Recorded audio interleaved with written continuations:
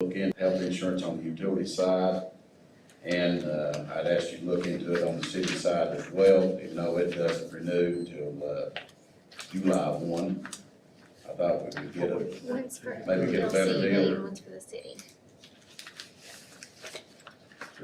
Each of you will have two. We have two. We got two. Be sure Mr. Bowman and Yes. Mr. Garber The have one one. KW.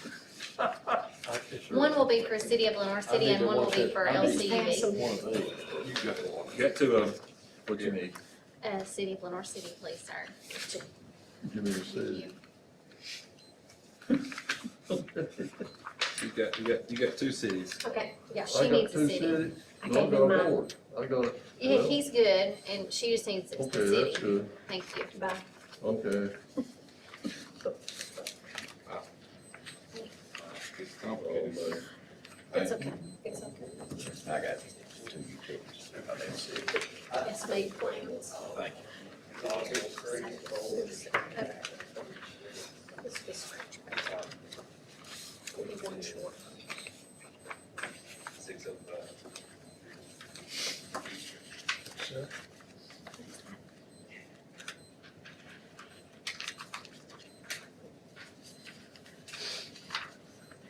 Well, Chris, I think All right, who's got two utility boards? I do, but I gave you, I thought I grabbed the city from it too. All right. Wait, That's this making- here that's needs making something, we sense. can have that way back. Yeah. So we're gonna share. Cause I got too many cities. We're still missing a city, but we got two boards. There's the city. Thank you. Okay, Yeah. I'm good, it's good. Okay. All right, Chris. Wow, sorry guys. No, you're fine. Okay, Let's take up the utility side first, and, because I know there were some questions at the last meeting, and then we'll pause, see if anybody's got any questions on the utility side, and then we'll take up the city. Okay, so I got indications for different insurance on the LCUV side of it. And a lot of it, and I'm not saying this very humbly, with everything that's going on with COVID and those things that the renewals that I have to deliver from municipalities that are between 29 and 15 to 29% in those renewals.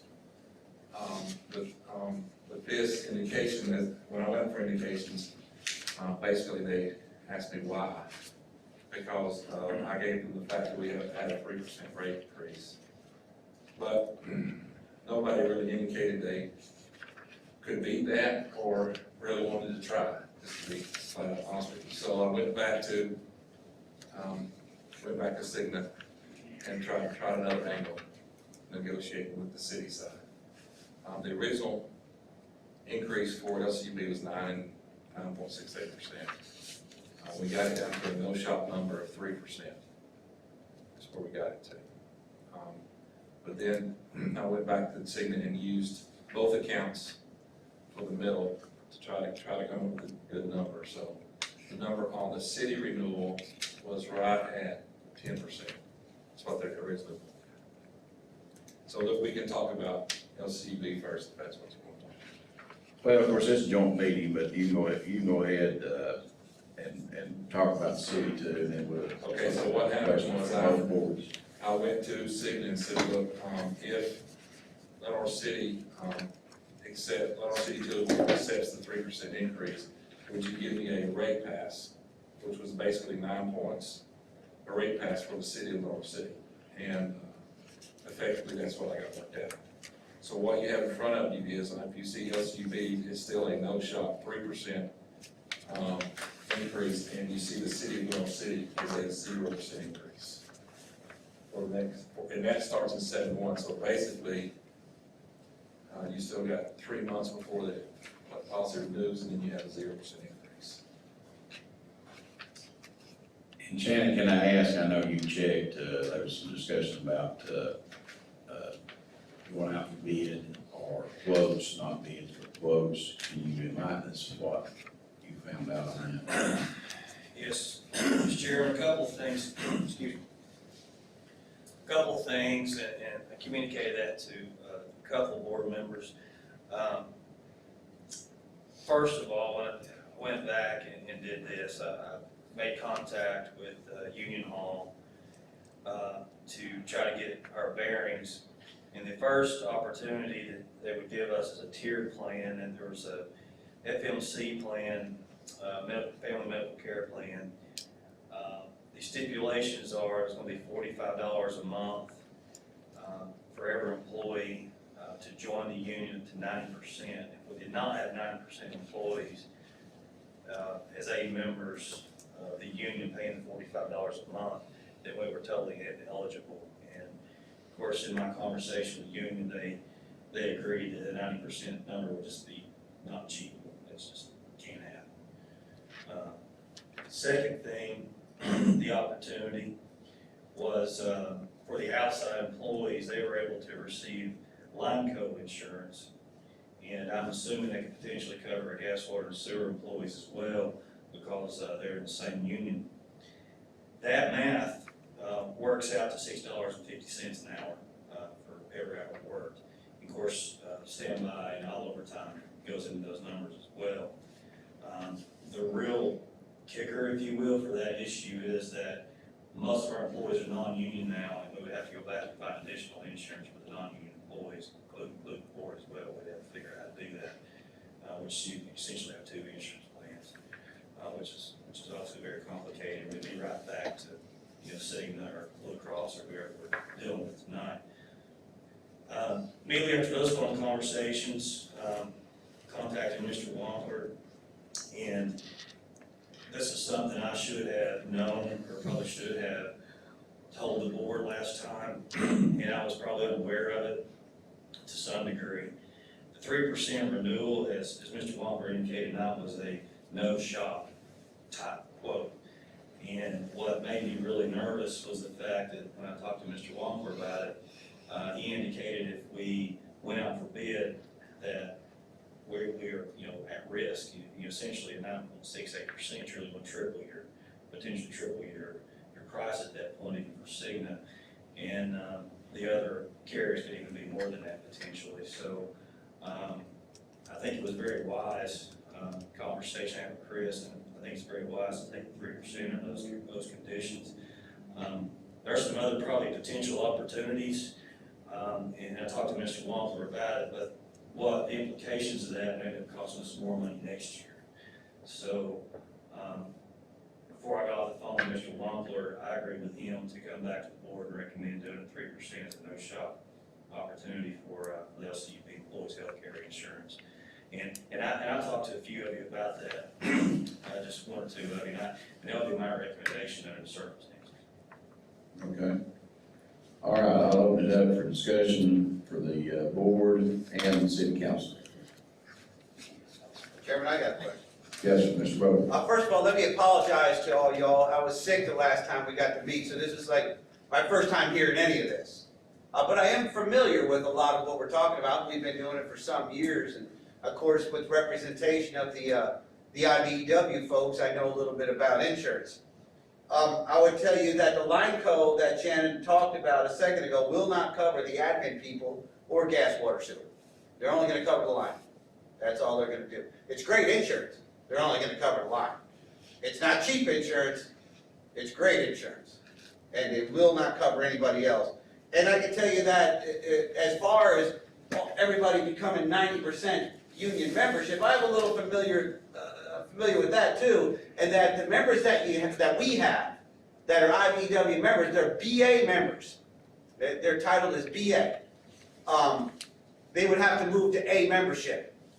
It's a whole different style of membership at the IBEW, and that comes at a cost to them. The utility board is not paying their membership. It's taking the money out of their check for them to pay their own membership, but then that'd be a cost to them too. So there's a few hurdles over there if you're thinking about any insurance coming from the IBEW, especially the family medical care plan. Isn't that what you talked about at first, Shannon? Yes, sir. Which doesn't compare. I can tell you that right now, firsthand, because I've had it for years. It does not compare. Needless to say, I do have a question for Mr. Wampler, if you don't mind. Yes, sir. In that, are we, with this 3%, are we losing any products or services? No, this is exactly the plan that you have right now. Exact plan. So at a 3% increase, Correct. right? So, I mean, Mr. Bowman, let me explain something though. You do realize that insurance carrier companies, especially on the RX side, always have the ability to change sure. drug tiers and plans and those types of things. Yeah, but for the 3%, we're not trading anything out for the 3%. No, it's the same Okay. policy you have. I mean, a 3% increase, Chairman and fellow members of the board, in today's markets, that's not nothing. To keep the product that we have and the services that we have at this point and not lose anything, I'd argue for that all day. Okay. Is that it? Yes, sir, thank you, Chairman. Thank you, Mr. Bowman. Anyone else?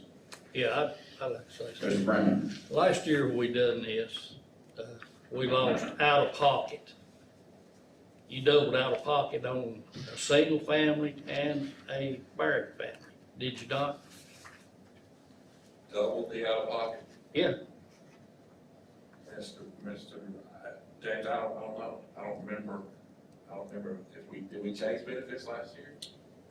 I think we went up on. Yes, we changed some benefits last year. I think we had the two-tiered plan on the, I'm losing my words, whether you wanted certain hospitals in the category. You're talking about local or OAP? Yes. And I think that deductible for that did go up. On the local, Yes. on the local, yes. Can you explain that, what that is, Chris? Okay, so local does not have Tanoa in it, and Local Plus is the network that we picked as our primary network.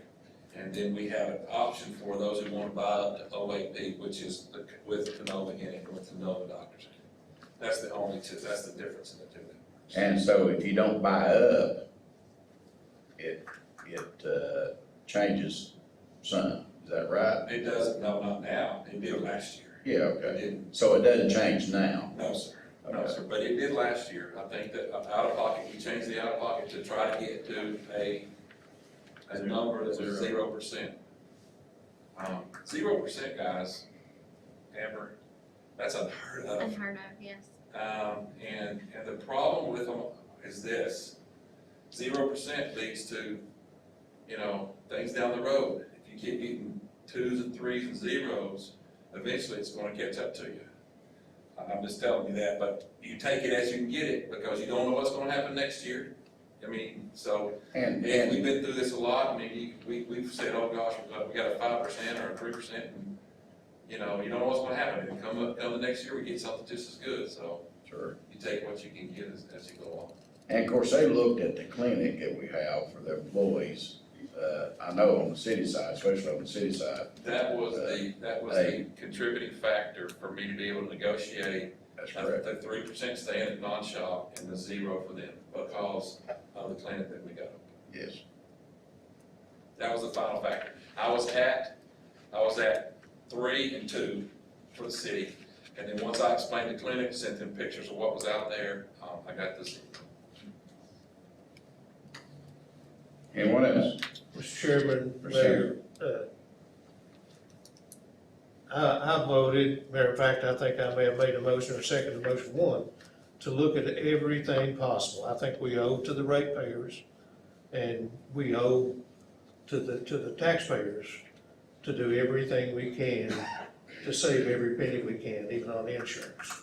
It's not, it wasn't anything personal against anybody, but I guess what I was let down mostly about was the fact that we had no part in negotiations or listening to what was gonna happen.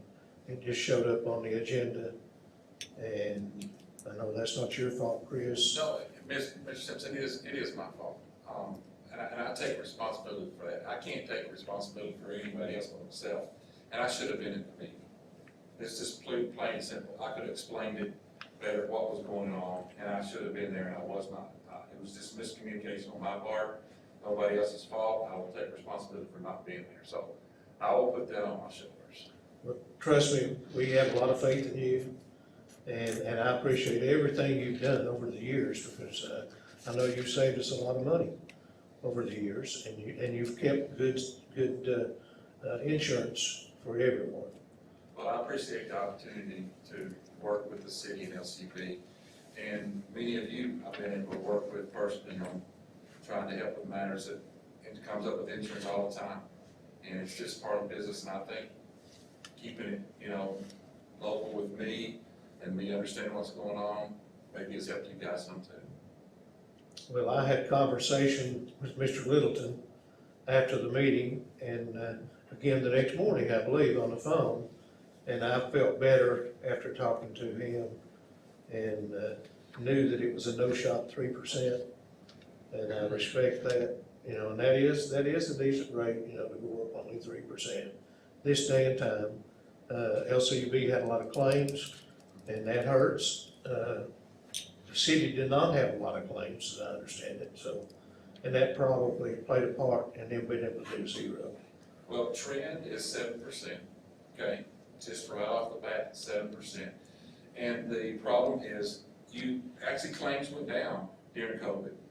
I know Mr. Bowley might understand this, but they went down because they stopped all the voluntary stuff. They stopped all the stuff that was, that didn't need to happen, that didn't happen.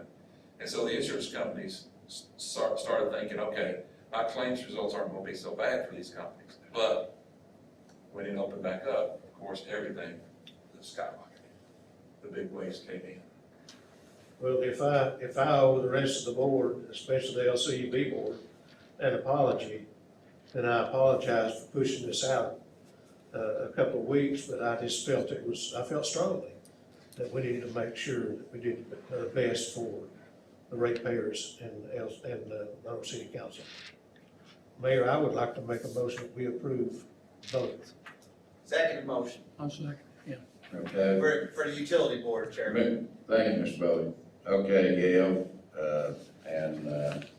or Maggie, or Mr. Wilbur, rather. So Mr. Simpson makes a motion on both sides. Mr. Shields seconds on the city. Mr. Bowley seconds on the utility board. Let me say this, that certainly Chris has always been there for me personally. And I know other employees that has called him and asked him to look into things and try to work through things, and he's been willing to do that and does his darndest. They may not always turn out to be that way, good, but at least he's tried, he's made every effort, and he is local, as he said, and it does make a difference. And again, it's been mentioned, this day and time, everyone knows what this country's gone through, and so I feel like that the city is getting a good deal, and of course the utility board as well for the employees. Anyone else before we vote? Yeah, I'd like to say something. Go ahead, Mr. Brandon. I want to thank Chris for helping me with the insurance. My wife went about 2 years and they didn't pay anything. And I had tried to get the little girl at the utilities, and when I went to Chris, he called her straight and handled it. So thank you for that. And the reason I brought it up, I just didn't want the employers to get blindsided with out-of-pocket deal, and that happened to them last year. Okay, I understand. And we've already talked about education sessions with employees before renewal comes up and or after renewal of 5/1. And we just need to do some education with Cigna there to explain how they recognize, and claims are a moving picture. You know that. You know how we do that. And there's all kinds of issues that affect claims. So we're going to work on that. They had me down for Anthony one place and Tony the other, so I thought everybody knew that was the same. We doubled his deductible. Especially if you got the same date of birth, same social security number, huh? So see, Depends the on what part problem, of the country you come from, Chairman. Yeah, I guess. the problem that I had was she was disabled, had her insurance, True. and then Cigna had to be her primary insurance. And Cigna and United Healthcare got in an argument which one was the primary. Right. And then finally, when the We got it Under- figured out though, didn't we? Yeah, under the deal, if there's 120 employees, Cigna had to be her primary. All right, anyone else? I'd like to thank Chris for the hard work he does to keep us cheap insurance and the hard work he's put forward to put this 3% together to the utilities and the 0 for the city. I appreciate you, Chris, for what you do.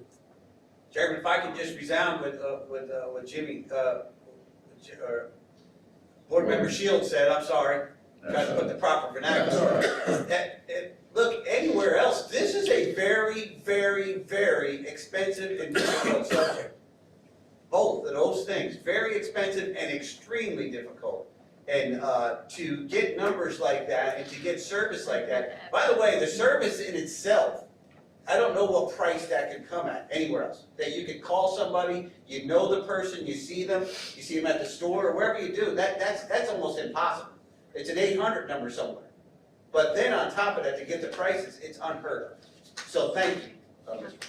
Thank you. Let me just say, I'm partial to Chris, Surely not. but the way that this boy can put numbers and whittle away, Harry Wampler would be proud. All right, anyone else? Thank you, Chris, for representing us. Appreciate it. All right, Gail, I'm gonna ask you to, call the roll on the utility board side. Okay, Bovee, Yes. Brandon, Yes. Garber. Henline, Yes. Hines, Yeah. Shields, Aye. Simpson, Aye. Wampler. I, And Mr. Wilbur, if you will, call the roll on the city side. Inline, Yes. Brandon, Yes. Wampler, yes. Shields, Aye. Hines, Yeah. Simpson. Aye. All right, this time I'm gonna recess city council for another minute and, have a motion, do I have a motion to adjourn the Monroe City Utility Board? Make that motion, we adjourn. Second. Motion, Mr. Henline, second, Mr. Bowden, call the roll, Gil. Bovee, Hey. Brandon, Yes. Garber. Henline. Yes. Hines, Aye. Shields, Aye. Simpson, Aye. Wampler. I. All right, Mr. Garber, Mr. Bowden, thank you all, you're certainly welcome to stay around. Thank you. Appreciate it.